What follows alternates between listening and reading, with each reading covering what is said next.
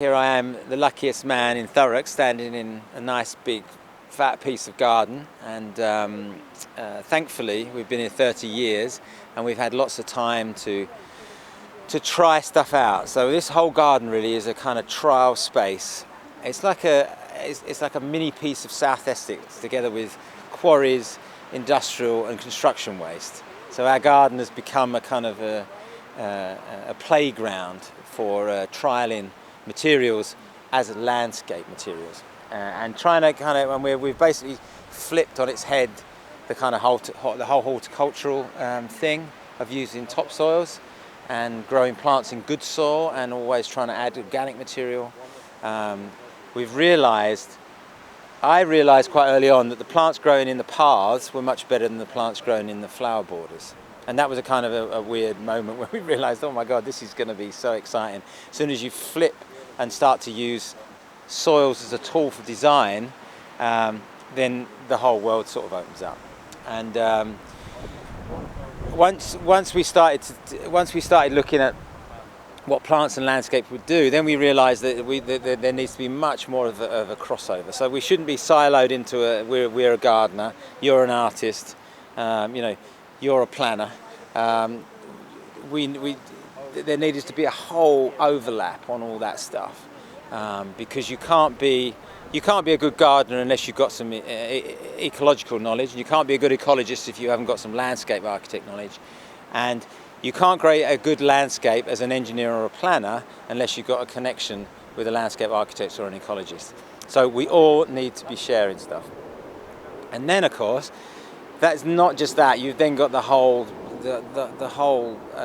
amazing space of what you can do with art, and art doesn't have to be, and I've got to be careful here, it doesn't have to be just a piece of art. It can be a habitat for stuff, a habitat for insects, a habitat for mammals. You know what I mean? It's and part of the design process and what part of the headspace of the artist can be, how can I make this piece function and work on way more levels maybe than I originally intended.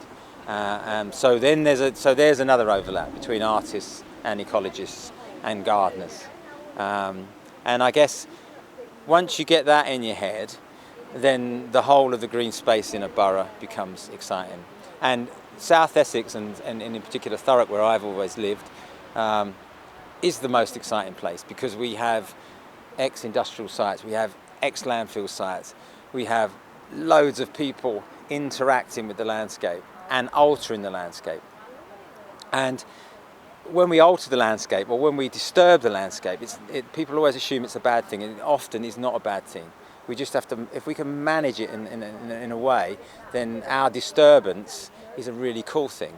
So gravel pits, chalk pits, where's all the wildlife? Where's all the triple SI sites? They're all in gravel pits and chalk pits. Or the majority of them are, right? So what have we done there? We just trashed the place and then we've left it, and suddenly it's brilliant for wildlife. So I think what the big thing to do is to look at those sites that we've trashed, those ex-industrial sites, all those places that we think are bad because we've disturbed them. That's where all the wildlife is. But what we need to do is to take that as a lesson and then translate that into new landscapes. So new landscapes are so exciting and can become amazing places for wildlife really quickly, and we've totally underplayed that. We always think of nature as being in nature reserves. Well, we should think of nature as being in new landscapes in 5 years' time, because that's where the nature will be. And if we design them with some flair and some creativity, then they will become our new kind of ecosystems and our new important places. So we're missing that.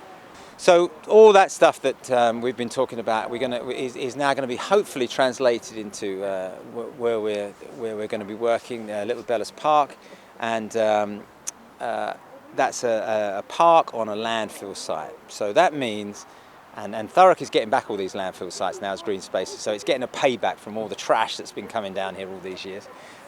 So we have a park that's like a completely clean slate. So it's filled up with rubbish, it's topped off, and now we can dictate what that park might be like, which is one of the most exciting things. We're not kind of stuck with historic stuff and, oh, you mustn't do this, you mustn't do that.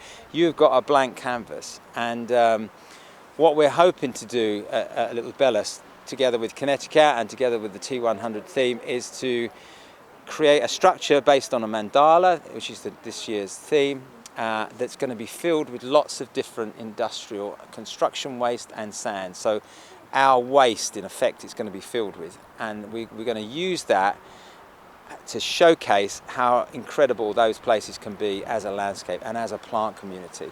And that mandala, we really hope, is going to be kind of a little symbol of what might happen in the wider park, and a focus for that.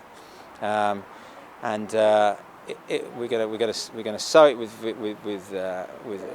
seed, some wildflower seed. We've also got some seed coming down from Liverpool, from an amazing person called Richard Scott, who's been doing this stuff for years. He's harvested this wild seed. That's coming down, so we're going to feed that in, and we're going to sow it with the community tomorrow. So, with any luck, this time next year, it would be a showcase for what could happen, and I'm really hoping it's going to have a big chance to influence what happens in the main part of the park.